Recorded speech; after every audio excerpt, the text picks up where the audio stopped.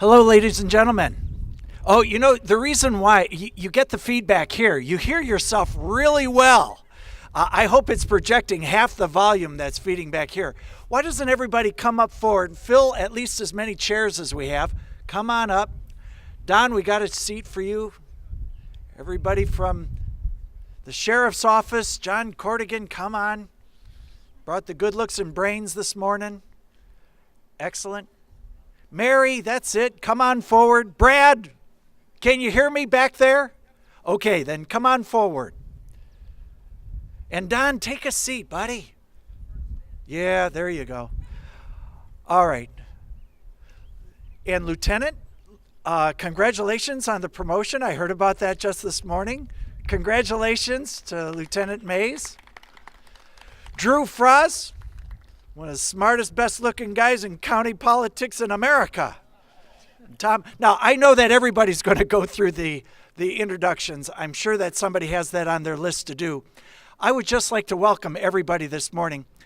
Today we're celebrating progress. It is wonderful. This has been a long time in coming. One of the things that I really struck home with me is that this project really did belong in the original work that we did when the building was being bought, but it is better late to do something than to not do something that needs to be done at all. So I would like to thank everybody who's been involved in moving this forward.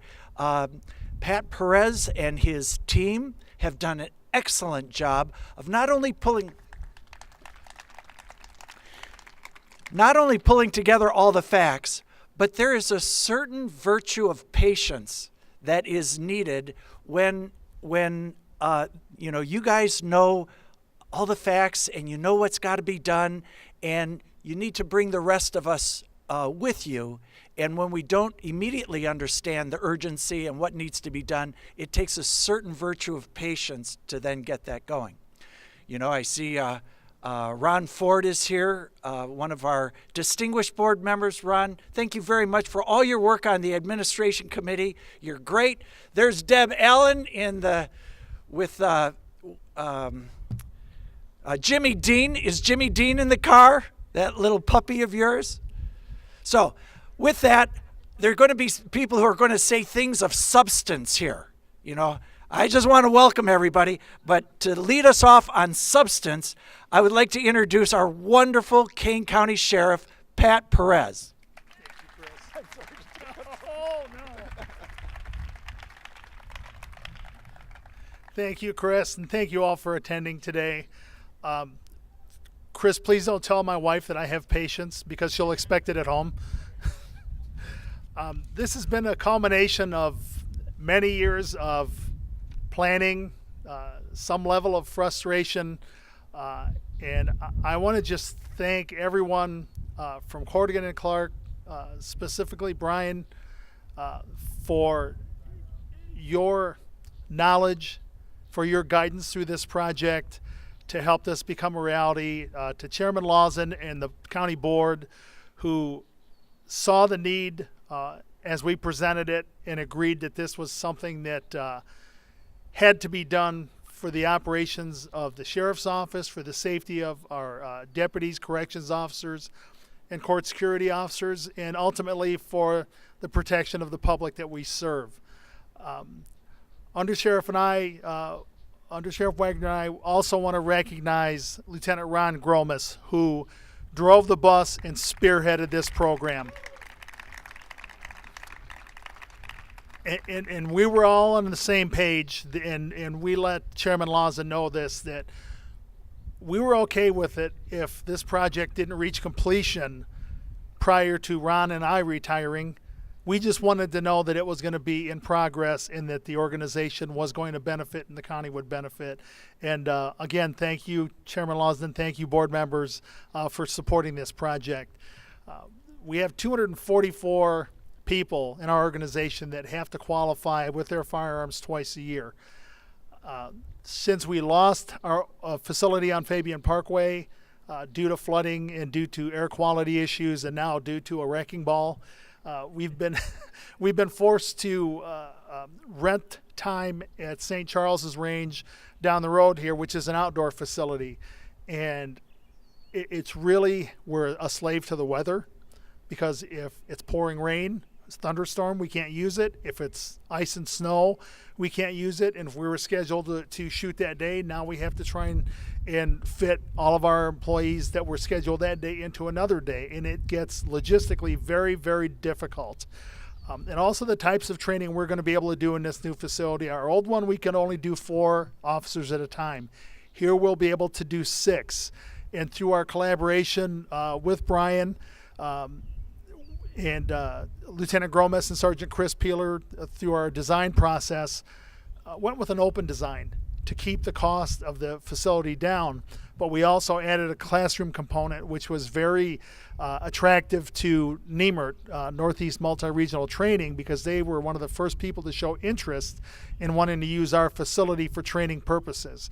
And that was kind of the agreement that it would be a regional facility, that not only would we use it, but other law enforcement agencies in the surrounding area would rent time from us to help offset our operational costs. So we've had a great response.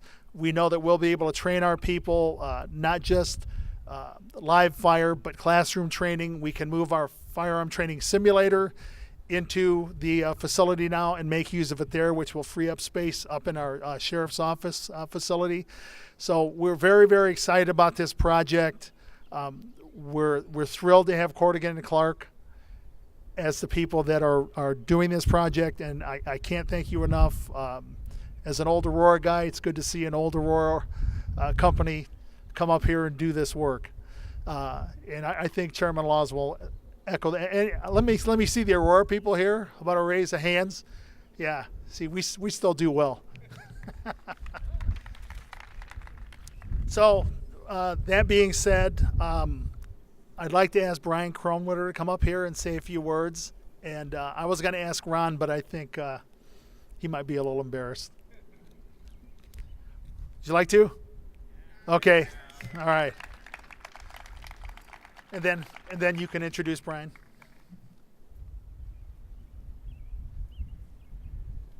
You know, they brought up patience, and I just want to thank the county board for having the patience with me to explain what I need to get out to get the message across. It doesn't always come out right the first time, and we've had several meetings, and eventually that point got across and the need was shown. And I just want to thank the county board for spending the time with me to allow me that opportunity to explain this need. And that being said, the ultimate goal here is to provide a facility that increases our training, not just bring it up to where we've been doing, qualifying, but it's going to increase and provide that extra quality of service to the taxpayers of Kane County. So again, thank you. Brian?